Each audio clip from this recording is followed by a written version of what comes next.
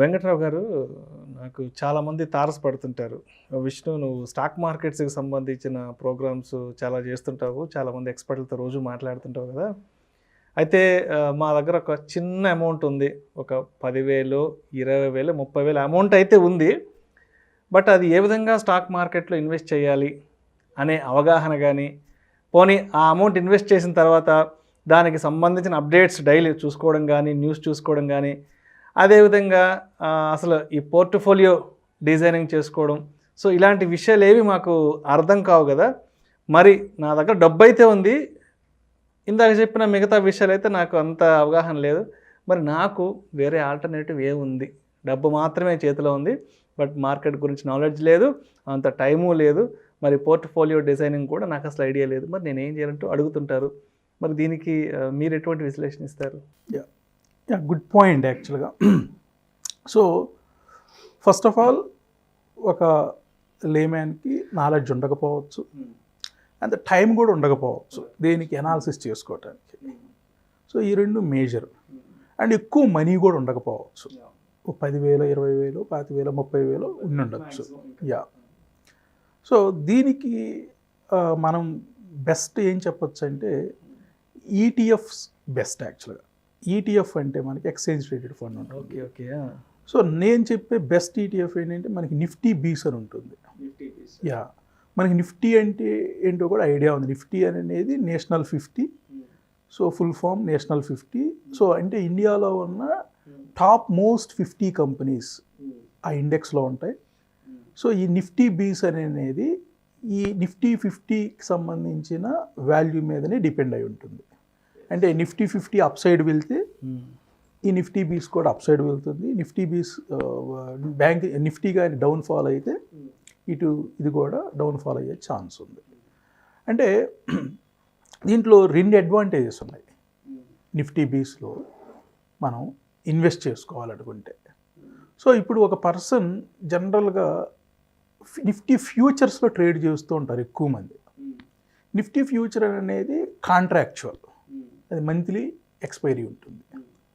So Nifty ఫ్యూచర్కి monthly expiry ఉంటుంది. అంటే ఇప్పుడు ఫిబ్రవరి అంటే ఈ February series somewhere last Thursday of this month expire అయిపోతుంది. అంటే ఆ రోజు మళ్ళీ అది అయిపోయిన తర్వాత, ఎక్స్పైర్ అయిన తర్వాత మళ్ళీ మనీని తీసుకెళ్ళి మళ్ళీ మార్చ్ సిరీస్ కొనాలి. ఇలా కాకుండా ఒక లేమ్యాన్కి ఏంటంటే ఒక స్టాక్ కొన్నట్లుగానే నిఫ్టీ బీస్లో ఇన్వెస్ట్ చేసుకోవచ్చు. సో ఆ నిఫ్టీ బీస్ ఎప్పుడు కూడా నిఫ్టీ యొక్క ఇండెక్స్ని బట్టి అక్కడ ప్రైస్ ఫ్లక్చువేషన్ అనేది జరుగుతుంటుంది. సో మనం లాస్ట్ 20 years నిఫ్టీ డేటా కానీ గమనించినా కానీ మేజర్గా ఒక 2 yearsే నిఫ్టీ కొంచెం ఫాల్ జరిగింది. ఒకసారి 50% జరిగింది 2008లో, మళ్ళీ ఒకసారి 2011లో కూడా 25% కరెక్షన్ జరిగింది. అంతకుమించి ఏమీ జరగలేదు యాక్చువల్గా. అంటే ఇక్కడ ఒక చిన్న అమౌంట్ని కూడా మనం 50 కంపెనీస్లో పెట్టాలన్నా సాధ్యం కాదు. ఒక ఇన్ఫోసిస్ స్టాక్ ఒకటి కొనుక్కోవాలన్నా, టీసీఎస్ కొనాలన్నా, లేదా ఐసిఐసిఐ బ్యాంక్ కొనాలన్నా, లేకపోతే ఈవెన్ హృతిక్ స్టాక్స్లో పెట్టుకోవాలన్నా కానీ మనకి అంత పాసిబిలిటీ ఉండదు. 5,000, 10,000 తీసుకెళ్ళి మినిమం అయితే ఒక స్టాక్ కొనాలి. ఒక్కొక్క స్టాక్ వాల్యూనే మనకు వేలల్లో ఉంటుంది. సో డెఫినెట్లీ అది పాసిబిలిటీ లేదు. ఎప్పుడైతే ఈ నిఫ్టీ బీస్ అనేది ఉందో దీన్ని మనం ఒక 10,000, 20,000, 30,000 ఇంత వస్తే అది దాన్ని బట్టి మనం ఆ వాల్యూని బట్టి మనం అంత క్వాంటిటీ తీసేసుకుంటాం. ఇక దాని గురించి భయపడాల్సిన పని లేదు. ఎందుకంటే ఇది ఒక సెక్టార్ మీద డిపెండ్ అయి ఉండదు. ఈ నిఫ్టీ బీస్ అనేది నిఫ్టీ ఇండెక్స్ మీద డిపెండ్ అయి ఉంటుంది. ఇందులో 50 కంపెనీస్ ఇన్వాల్వ్మెంట్ ఉంటుంది. ఈ 50 కంపెనీస్ కూడా 18 సెక్టార్స్తో రిలేట్ అయి ఉన్నాయి.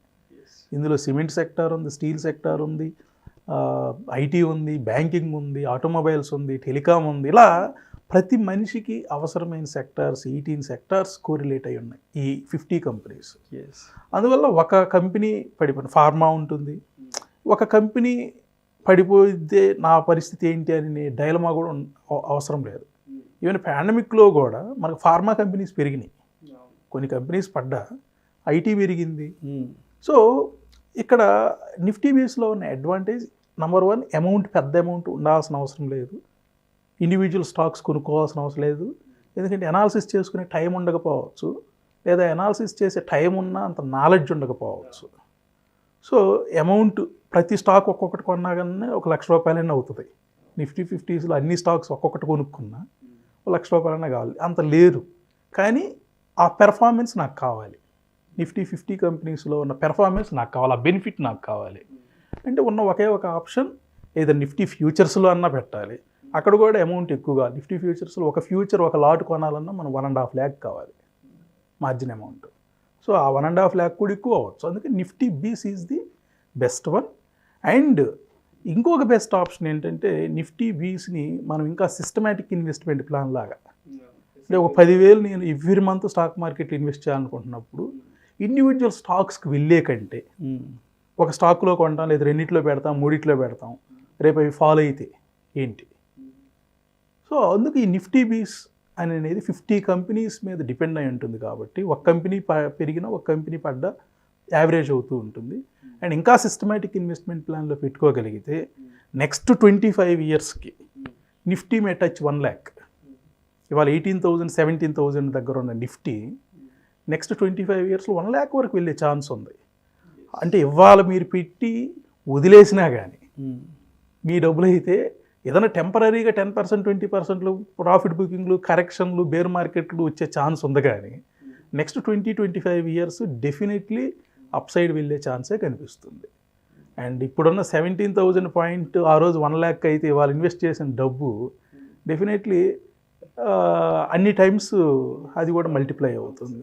సో అందువల్ల మీరు అడిగినట్లుగా ఒక లేమ్యాన్కి నాలెడ్జ్ ఉండకపోవచ్చు, ఒక లేమ్యాన్కి టైం ఉండకపోవచ్చు అనాలిసిస్ చేసుకోవడానికి నిఫ్టీ బీస్లో ఒకటి సిస్టమేటిక్గా ఇన్వెస్ట్మెంట్ చేసుకుంటూ వెళ్ళొచ్చు. రెండు ఏదైనా ఒక చిన్న అమౌంట్ వచ్చింది, ఒక 50,000 ఒకేసారి వచ్చింది, 50,000 ఒకేసారి పెట్టుకున్న పెద్ద ఏం లేదు. ఈవెన్ ఒక 50% టెంపరీగా ఒక 1 yearలో పడ్డా మార్కెట్ డౌన్ అయినా కానీ మళ్ళీ వెంటనే నెక్స్ట్ ఇయర్ రికవర్ అవుతుంది. 2008లో 50% మార్కెట్ కరెక్ట్ అయింది, కానీ 2009లో 72% రిటర్న్స్ ఇచ్చింది మార్కెట్ ఆ ఇయర్లో. సో డెఫినెట్లీ ఒక డౌన్ఫాల్కి ఇంకొక అప్ డెఫినెట్లీ 1 year ఆ ఇయర్ కాకపోతే నెక్స్ట్ ఇయర్కైనా అప్ సైడ్ ఉండే ఛాన్స్ కనిపిస్తుంది. Right sir. Thank you so much. ఒక లేమ్యాన్ కూడా తనకి పెద్దగా స్టాక్ మార్కెట్ గురించి అవగాహన లేకపోయినా మరి తనకి ఎటువంటి ఆల్టర్నేటివ్స్ ఉన్నాయి ఇన్వెస్ట్మెంట్ పెట్టడానికి అనే అంశం మీద ప్రేక్షకులకు మీ విశ్లేషణ ద్వారా చాలా అద్భుతంగా వివరించారు sir. Thank you so much sir. Thank you Vishnu గారు.